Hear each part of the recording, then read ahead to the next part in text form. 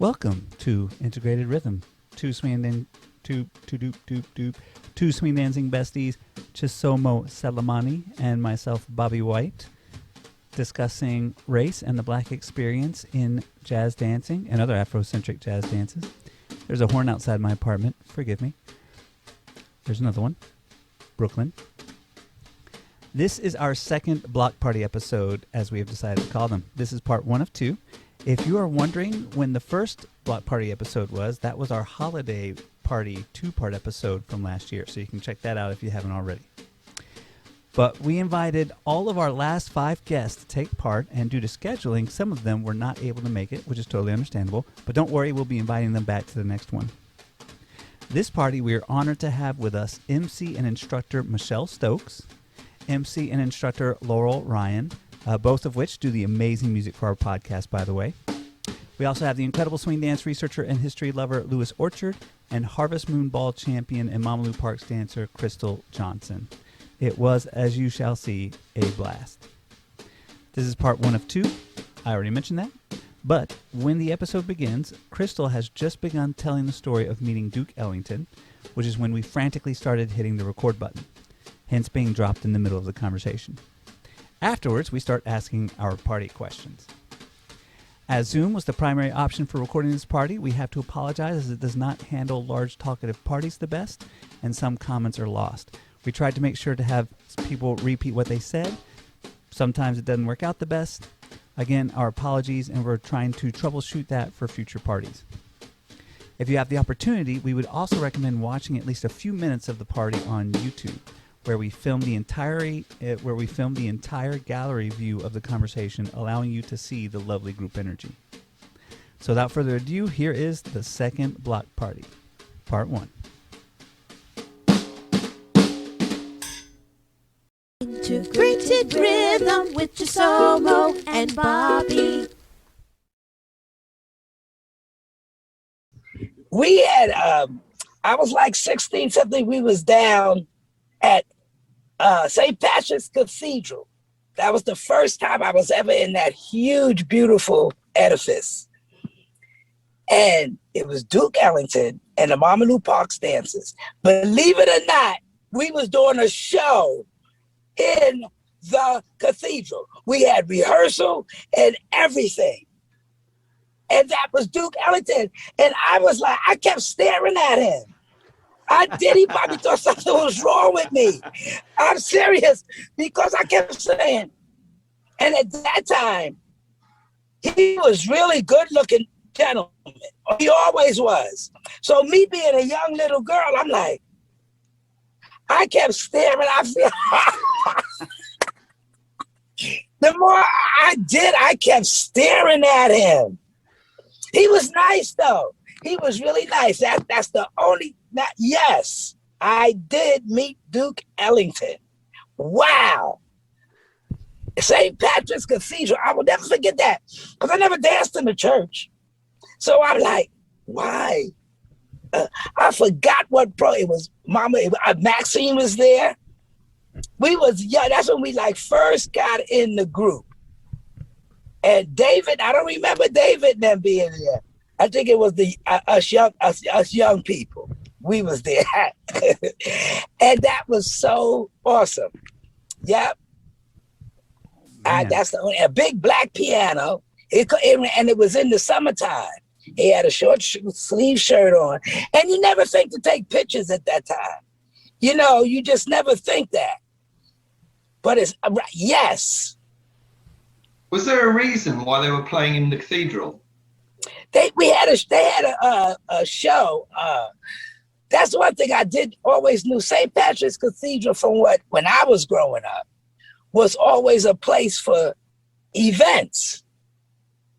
Seriously. And that, I don't know why, I forgot what the show was, but I remember rehearsing in that floor, and the doors were open. It was just, something was happening there, and we danced there. Yeah. Did you dance on was the floor like concrete, church concrete? No. The floor was, I believe it was the wooden floor. Like, you know how pretty the floors look, the parquet floors? Okay. Yeah. I remember that sure enough as the plain as the nose on my face. Do you hear me? Yeah. But I don't remember what the show was for. I'll ask Maxine. I don't remember. I honestly don't. But I remember I met him. Stare at that man. They probably like, what's wrong with this little girl? This is why you can't remember anything. You're too busy looking at him. You're right. And then I was a teenager. I mean, like Duke Ellington at that time, you don't think of it like you think of it now. You know what I mean? It's like, wow, I had that moment, but things are meant to be. I can tell a story. That's the good part. And we love your stories. We love hearing from you. And that's an incredible story. Yeah. Miss Crystal, I want you to meet two incredible women in our scene. I don't know if you have met them before. Okay. But they are part of our family. They're actually a part of our production team, and they're amazing. So we have Laurel and Michelle. Stop laughing as if you're not amazing. That's right, girl. Be amazing. That's right. Yeah. You know, when we were talking about Black women in the scene and people who are making things happen, these Yes. two are making things happen. And they also, you know, how you're talking about building people up and supporting people. I've seen them do nothing but support one another and support other Black women in the scene. So I love it. They take they take your charge seriously. And so we're really lucky to know them. So I'm going to Oh, wow. That's nice. That's nice. It is. It's wonderful. And so it is a privilege for me to introduce you to them and them to you. So Laurel and Michelle, go ahead and introduce yourselves. Where they at? We can't hear you. You can't hear me? Oh, no, I okay. couldn't hear them. Yeah. Michelle and Laurel are working out their sound, I think. Okay. Oh, hi. You hear us now? Yes. Okay. Hi. Hi. So that's Hey, lady. Michelle. Hi. Hi, Michelle. I wore Hello. a party shirt today. You're beautiful ladies. Whoa. All right now. Hey, I ain't mad at you. That was for the YouTube viewers only of this visual Podcasting is strictly an audio medium. did not come for that. And That's a cute shirt. I like it. Thank you. So what's the story with the shirt? So me and Laurel have been, collecting New Works stuff, which is a brand that does these weird patterns and overalls and shirts and cute things like that. They suggested this lady on Etsy, and all she does, I forget her name. I could probably find it real quick for you guys, but she exclusively makes shirts with these tassels on the boobs. So she'll put a tassel or rainbow and a tassel. And So makes me laugh. she taking like vintage clothing? Yeah, I think she's taking like reused or reclaimed or vintage clothing, and then she's adding like these little booby tassels. Fake booty tassels. Yeah, it makes me just laugh. And 2020 was It works. It works. Hey.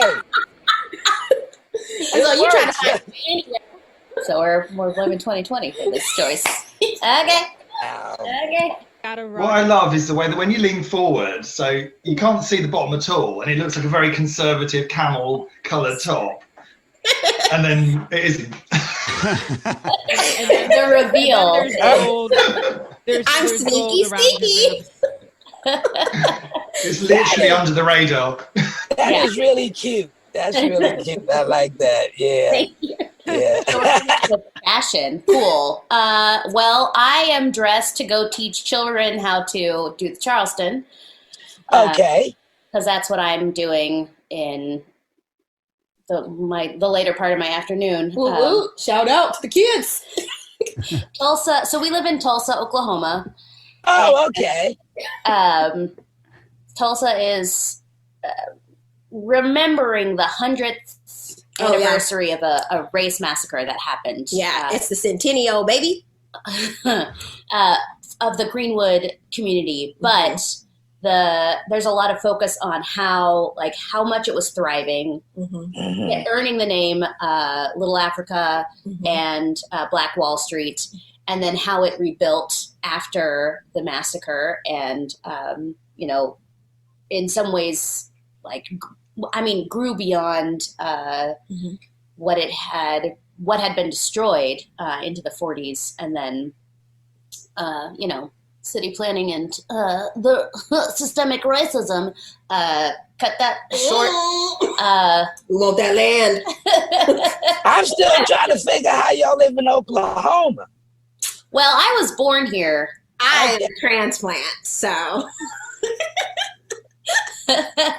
Okay. I went to school here. So I went to school here, and I ended up staying. Like, Tulsa's cost of living is pretty inexpensive. So if you're a student or someone who is poor, like I am or was, then you know what? Let me stop you right there.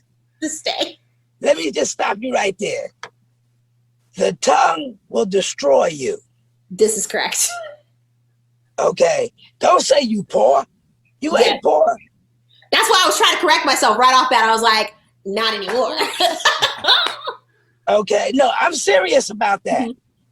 I'm serious that because you speak that into existence, into your life. And the more you say it, the more you'll be. You better trust and believe that. You speak victory. Yes. And prosperity. That's what you speak into your life. I don't ever want to hear you say you poor. I won't. As long as I'm serious.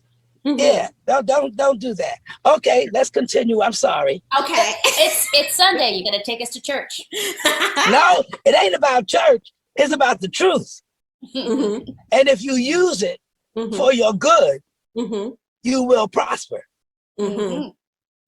I like that. Speak on it. But if you don't use it and just say it, just to say it, it doesn't get planted into the soil.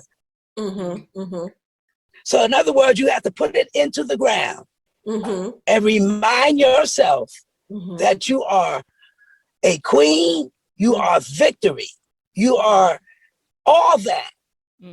Don't ever say you are poor. I don't care who say it around you. Let them say it. And if you tell them don't say it, oh, well, yes, well, then you are, I'm not. I like I'm that. serious. Yeah. I like that. Use that in your daily walk, because when we're down like this, that's what we think. Because we don't have the things that we want, or we can't do the things that we can do. But you got your life, and you can do it. As long as you keep a positive mind, a do-right mind, and people around you who's going for the same thing you're going for. You don't need no negativity to knock you out the box. Yeah. That is a word from an elder, right? You are a queen, you are victory. I'm holding on to that. I know, I'll take that. And the men are kings. Let's not leave out our men, because we can't do nothing without the men. We need our men. Okay, and they're kings of all colors, not just us. They're kings too. So we have to support them in their endeavors. The ones who want to be supported, just like the ones and the women who want to be supported. Those who don't want to be bothered, you leave them alone, and you stay with success and prosperity. And you will see your territory enlarged. Yeah. Trust me. Lift each other up. Yeah, that is true. Yeah. Again, especially since it seems like a time when it's easy to get over on one another, right? By selling people up the river, by saying this, that, and the other, or talking bad about somebody in order to, I think, especially now, I think in any time, we all just need to be supportive of one another. Get off of me. What? It's true. Get out of here. It is true. It is serious. It's not just to say it. See, actions speak louder than words. You can say all that what you want, but until I see you do something, That's true. It's just all talk, right? It's just All like talk. it's like a good look message. That's what it is. Which sometimes people want. They want to look like they doing something, right? You shuffle papers when your boss walks by, but you ain't working. It's like that. So that means you're being phony. Exactly. And I don't like that. Yeah. I don't like that at all. Yeah. Because I think implementing what you're talking about is a lot harder than people make it out to be or don't want to do it. So it's easier to say it than to like actually work it, to actually put in the work, to actually help people. Well, I think now people are more bolder Mm-hmm. and they coming out more now than when I was your age or younger. Okay, because everything what has happened, yes, that had a whole lot to do with it. It had everything to do with it because everything was always there. It just was brought out this time, and when it's brought out, and then when people of all color, of all races, when certain people on certain sides stand up for what's right, there seems to be a problem. But everything, when, I'm going to say this, and I don't want to offend nobody.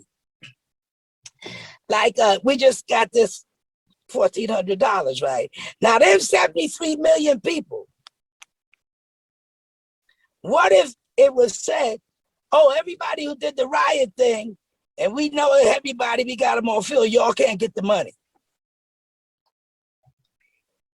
You see what I'm saying?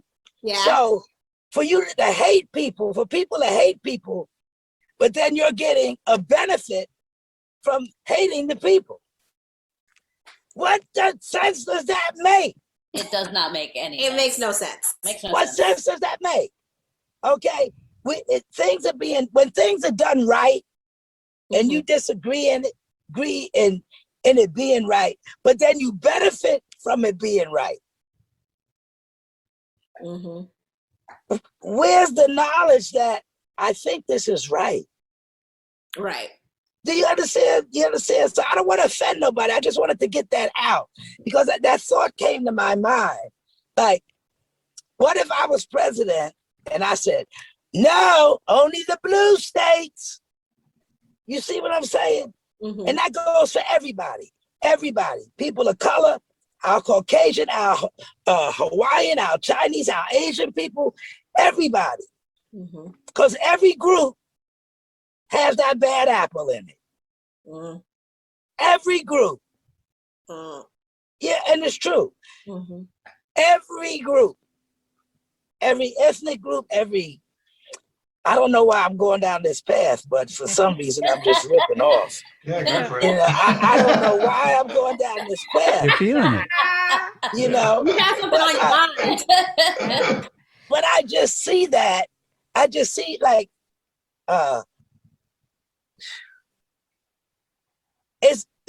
we've come a long way, but we got a long way to go. Yeah. We got a long way to go. And I truly believe that this time next year, we'll be like almost to where we are. But I don't mind wearing a mask when it's over because people have colds. And when you look at it, it makes a lot of sense. Yeah. I mean, because Michael Jackson, how long he wore a mask? Okay, you feel me? Okay. Yeah, his nose may have been falling off, but did he catch the flu? Yeah, like he was just, and when you look in the other countries, like they always wore masks. You know, it's just certain things that I guess I don't know. It's just been on my mind, and I just wanted to express it because some people think about it, but they don't never say nothing. Yeah. Yeah. You know, and if you say something, then that's how the conversation. That's how we start to share ideas. That's how we start to work together. Yeah. But when you hear the stuff and you just go, "Oh, that ain't happening to me." Oh, yes, it is. Right. Yeah. Yes, it is.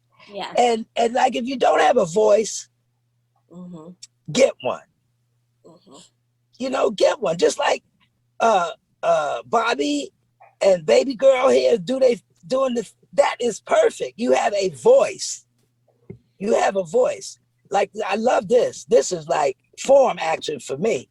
Can I ask a question? Can I ask a And question? usually you gotta pay me for this, but I like this. I really do. Yeah. Yeah. Yes. Okay, so my question is this, and this is to everybody. So for people out there that, I like what you said, Crystal. For people out there, like, if they don't have a voice, they need to get a voice. How do you recognize on how to get a voice? Like, how do you, if you never had to be put in a position to fight for something or to talk about something or have hard conversations, how do you find your voice? For all those out there who are scared and shy. Great Oh, question, okay. Michelle. Well, I found, look, when you be around, I look at it like this. When you're around a lot of stuff so much and you keep hearing it and hearing it and hearing it and nobody's paying attention, you get that boldness, that epiphany that one time and say, I'm going to say something. Mm-hmm. And then that's when you get your voice. Your inner will tell you when to speak. Mm-hmm. Yeah. It'd be like, no, okay, I'm gonna give you a good example. You know how you're at something, right? Say we had a dance contest. Everybody dancing. And you see something you don't like. And you want to speak on it, or you heard something in a meeting or whatever and you don't like. And you heard something, you go,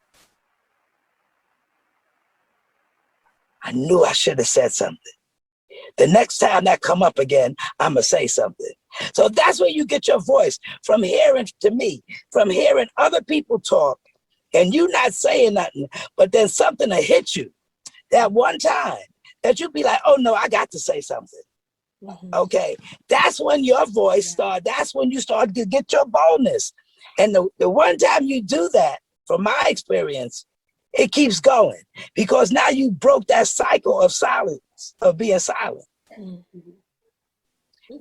And let me tell you one thing. Don't be afraid to speak up, even to your elders, but you speak to your elders with respect. If you don't agree something, say, well, I don't kind of agree on that. You don't go like, well, I don't know what you talk about. You ain't, no, that ain't gonna work. That right there, that's when you gonna keep it real. That's when you gonna get cussed out. Okay, but just listen and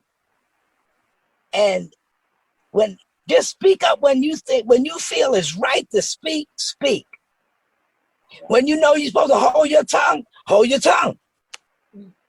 Because that opportunity is going to come up again for you to say what you wanted to say. And when you say it this time, it's going to be better than what you said this time than you would have said last time. Because you have more knowledge of what you're about ready to get to say. Mm-hmm. Yeah, sorry, I've been having some microphone issues, so I think you can now hear me. I was interjecting and agreeing with you this entire time. Michelle, I think that's a really good question because there are people who are prone to speaking up, and when you get into the habit of speaking up, you don't necessarily realize that other people may have difficulties with it. Right. So, I think when we think about the different aspects of what makes up our identity, oftentimes if you have things that are, if you have any bit of oppression, any marginalized perspective, that actually, I think, makes it harder to speak up. And so someone might feel completely disempowered and think, I can't say anything. And so I think that's why it's really good to hear, Crystal, your words, to hear that we should speak up. And then there's something about practicing, right? There's something about practicing using that voice of yours. Yes. So I know that for me, speaking up isn't actually the easiest thing in the entire. It's not something that it's something I've had to learn how to do because I'm naturally a little bit like more reserved. I've been taught, say things when you need to say them, but then otherwise, evaluate what you have to say. See, but what you just said, say things when you need to say them. Yeah. So that's what I was saying. When your turn comes, that's when your voice is heard.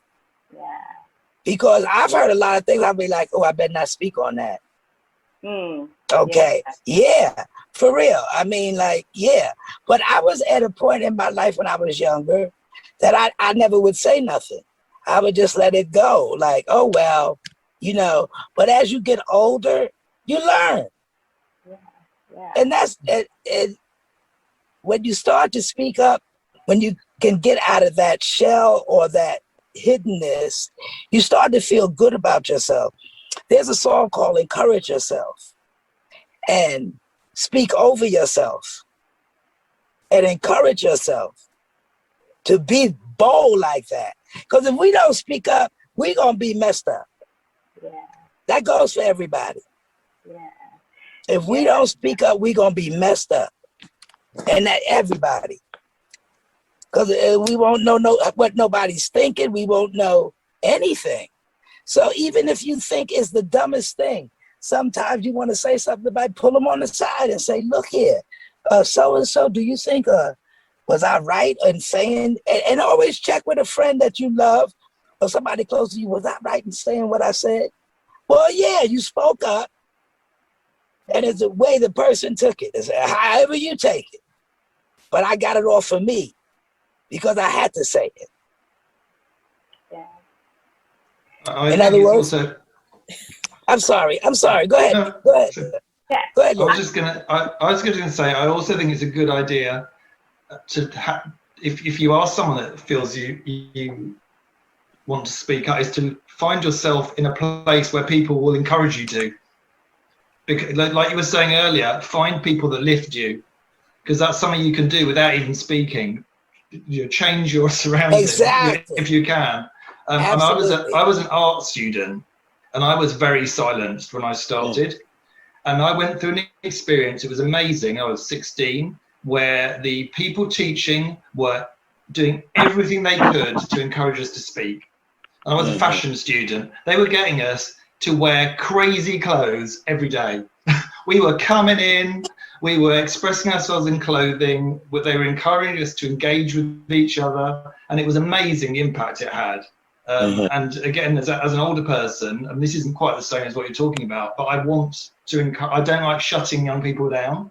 Exactly. I think it's awful. It's like people develop their voice by saying stuff that might not be so great.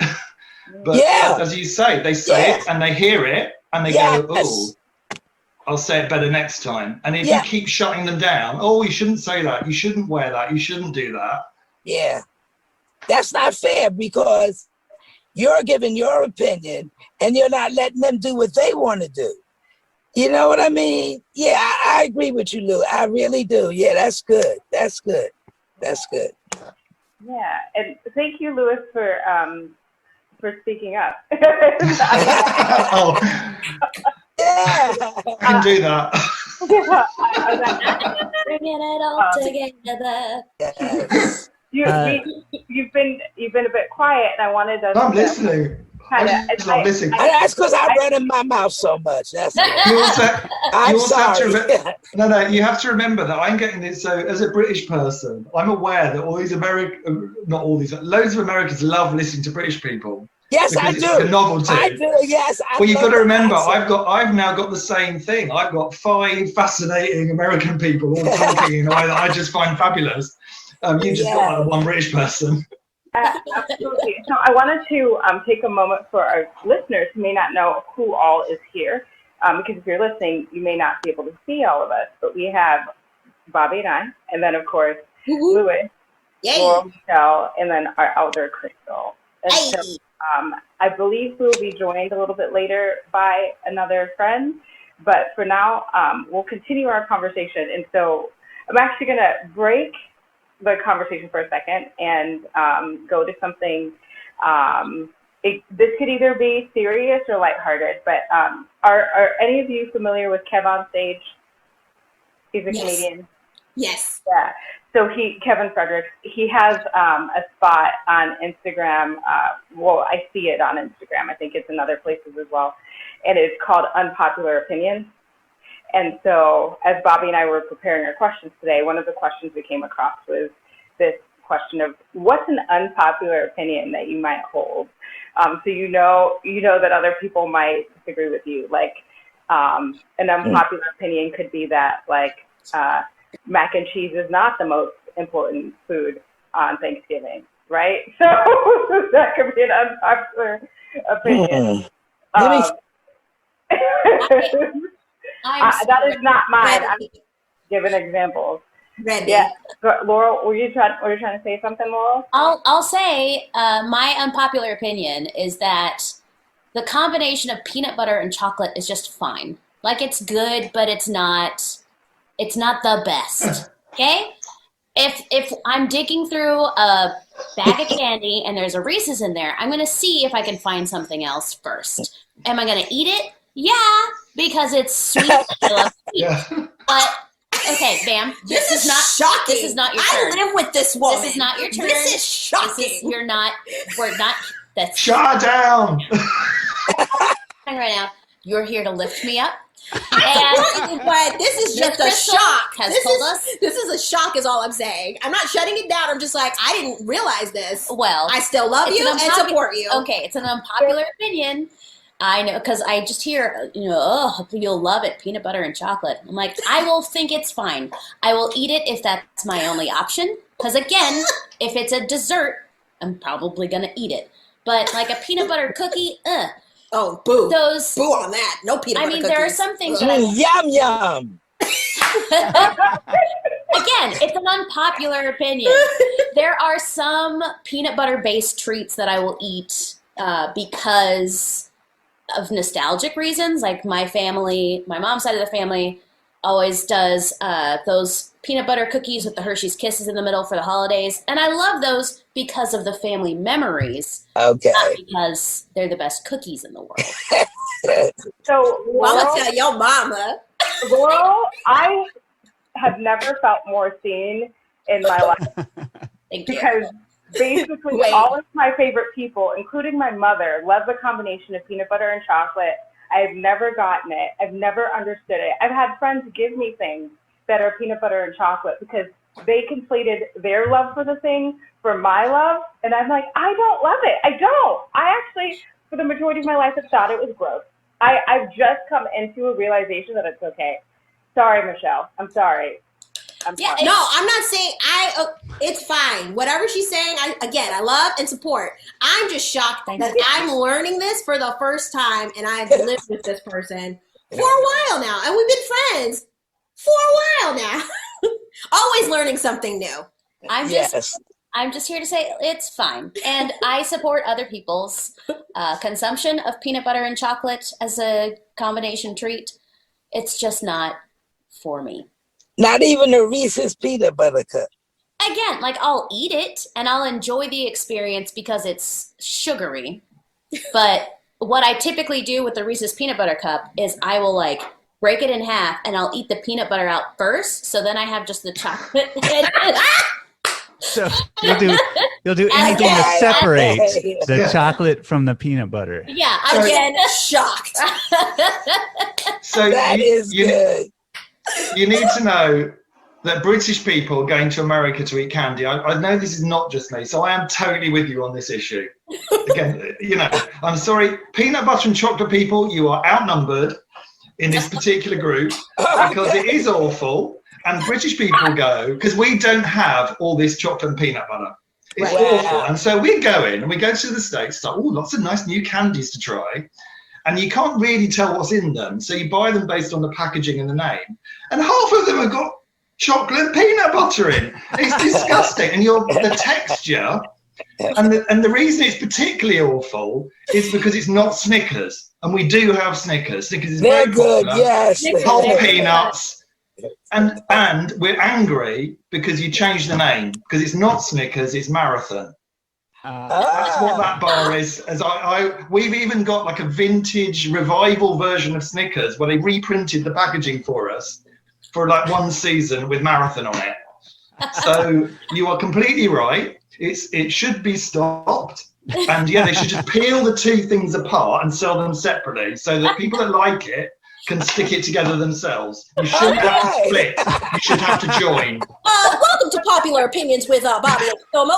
This cast does not like peanut butter and chocolate, and I'm sure we'll be getting lots of letters in discussing how much Don't care. the peanut butter. Americans everywhere are horrified. I mean, That is too funny.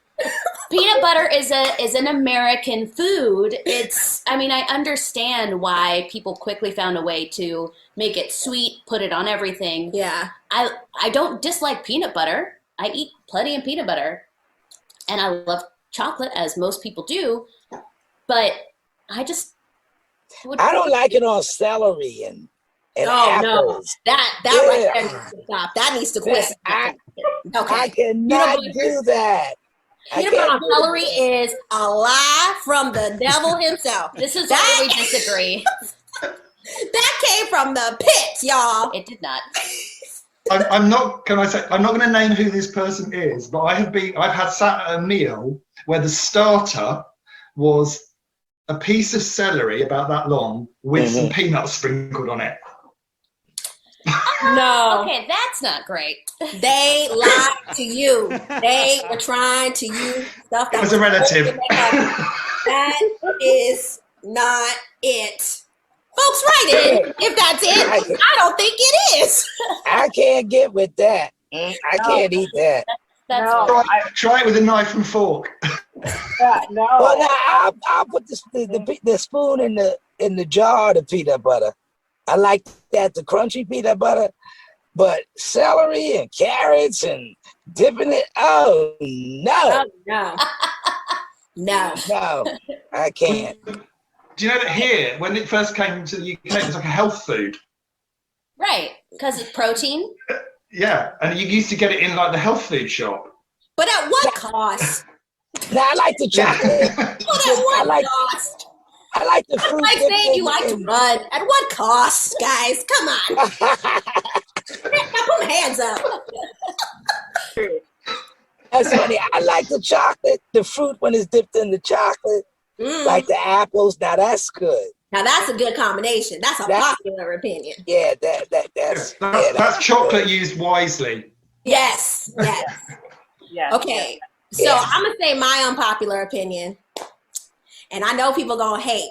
I am not a high fantasy girl, so I do not like Lord of the Rings. Okay, the movie is slow. The Eagles could have got the ring in the volcano. I don't know what Frodo was doing.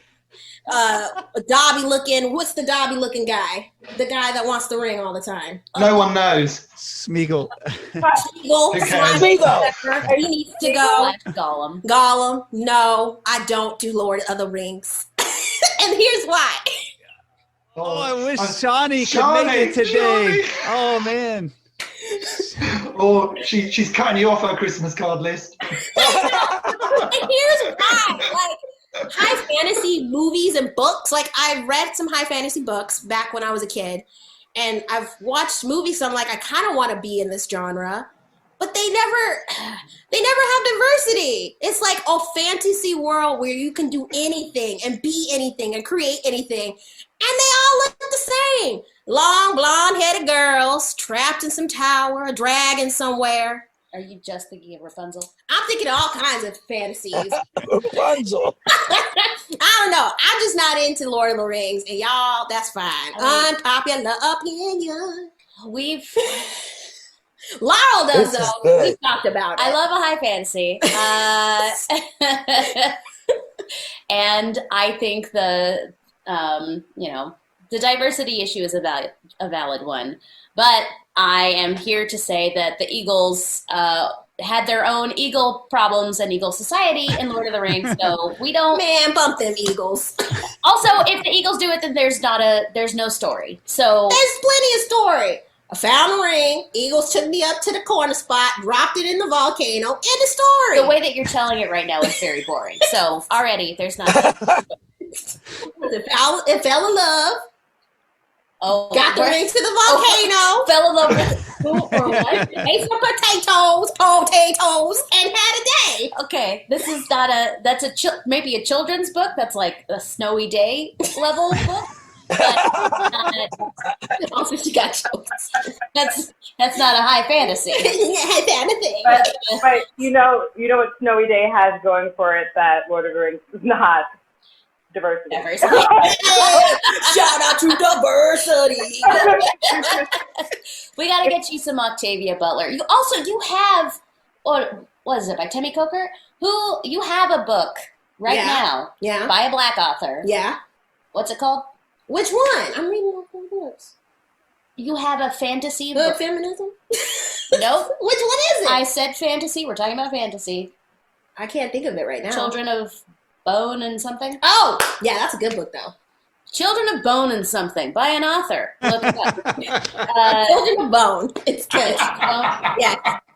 Okay. Where's Bobby? Bobby is gone. You killed with that comment. Killed Bobby. It's fine. It's hilarious. Thank you. Children of Bone or something by an author. The award-winning. Loving it. National Book Award. Children of Bone or something. All right. The book that they were talking about is Children of Blood and Bone, and that is by Tomi Adeyemi. Forgive me if I mispronounced the name, but that is part of the Legacy of Orisha series. Tomi conjures a stunning world of dark magic and danger in her West African-inspired fantasy debut, Children of Blood and Bone. If that sounds enjoyable to you, check it out. I've heard good things about it. And if you buy it, perhaps consider buying it from a Black-owned bookstore. For instance, if you go into Google and type in 125 Black-owned bookstores in America that amplify the best in literature, you will get an Oprah magazine article that shows Black-owned bookstores near you where you can purchase this book from and help put money and support the Black American community. Yeah, it's they're harder to find because, like a lot of like fiction-based publishing in general, look, systemic racism is real and it exists across genres. It does. Absolutely. I would encourage anyone to look up the infographic specifically about children's literature. 2018. Look at the children's publishing in 2018, and you see about 75% of books have characters that are either white or animals, and then the rest of the percentage is like diverse backgrounds. And so it's the 25, so it doesn't represent the population. It's sad, and it's true. So, but Laurel, I want to kind of give you some homework. I know that there are some bangarang Black science fiction authors out there so I know that there's stuff going on. So maybe you could come up with a recommendation and then next party share some of your rec. Right? So let's try to turn that unpopular opinion into a popular one. Not Lord of the Rings. Let's find a high fantasy. Right. Other people could enjoy. Perfect. And next party we'll have peanut butter and chocolate for all. Oh, gross. No, thank you. As long as you don't have the celery. Yeah. I'm having that. So healthy. So great. I love those unpopular opinions. Lewis or Crystal, do you have an unpopular? Go, Crystal. I'm trying to think of a new one because I had a really serious unpopular opinion. I'm going to have to change it. I can't think of anything. Like, I don't know. How do you put that together? Are you asking me to say something that's unpopular to me? Oh, no, something that you like that other people don't like. So mine was actually going to be, I think that having a cake that is made out of flour primarily for your birthday is overrated. My birthday cake is cheesecake. Okay. Something that I like that other people don't like. Me. Oh, no. No!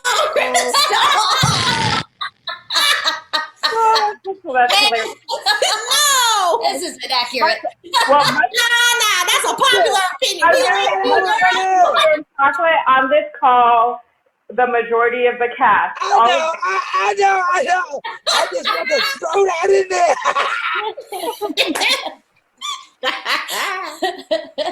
Okay, something that I like that other people don't like. Let me think. Man. Wow. Okay, this is really hard for me. I'm trying to think what I like and other people don't like. So a lot of things I like, but I'm trying to think that what's something other people won't like. Come back to me. I gotta think. I got a mental block. I honestly can't think. Yeah, this is a hard one for me too, and we came up with the questions. Yo, struggling. yeah, because when I seen it online, I was wondering then, like, how am I going to answer that? Okay, come back to me. I gotta think. No worries. We can. Also, everybody doesn't have to answer every question, so there's that. But I want to answer that because now you got me thinking. Yes, we will come back to you. We will come back. Okay. So, okay. Lewis, you're up. Right. So I can think of two. So one, Bobby definitely knows this, and this does raise controversy. As a British person, I'm a very big tea drinker. In fact, I generally only drink tea as a hot drink. However, I have no time at all for fancy tea. You can take your fancy loose leaf, fancy tea, your herby tea with flowers in it, whatever, Earl Grey. I'm only interested in off-the-shelf supermarket PG tip pyramid bags. That's all I want. served in a mug with milk. Hot water, dip your bag in with your fingers, take it out, add your milk. That is a nice drink. And all other tea is second rate. Okay. Oh. We're coming in hot. Coming for the tea community. Yeah. Don't even ask him about scones. No. Sorry, that is the other controversy. So, as a member of the Commonwealth, I can grab my passport. I'm not American. I'm from Zambia. As a member of the Commonwealth, this is the face. I have a confused face. I'm confused. It's weird to hear. This is hard news for me. What? In what sense? Well, one, there's no sugar in your tea. No. There's that, that's hard and confusing for me. I used to have a lot of sugar in it as a child. Oh, yeah, okay. I got one. And then Earl Grey considered to be fancy is also confusing to me because I'm like, I hear you, black teas, like I'm like black teas and like maybe rooibos. We don't like rooibos. Bonfire. That is bonfire tea. That is tea that someone set light to and scraped up the ashes and put in a cup. Oh, disgusting. Welcome to Trash and Tea with Bobby and Giselle. My Southern African heart is just like absolutely shattered on the floor. Yeah, sorry. My mum loves it. My mum is all about the rhubarb. This is shocking number and two. Another thing I'm just thinking of now is, so I grew up in a house that drank tea. We had coffee on special occasions. We had a special coffee maker, and you only had it like when like visitors came. Mm-hmm. But I grew up on tea. But I don't want you to think I'm old hat, because I've modernized, because when we first used to have it, it was the tea bags were square. And at some point, I think in the 80s, they brought in the pyramid tea bag. So I'm like a modernist. Yeah, they sure with my pyramid tea bag.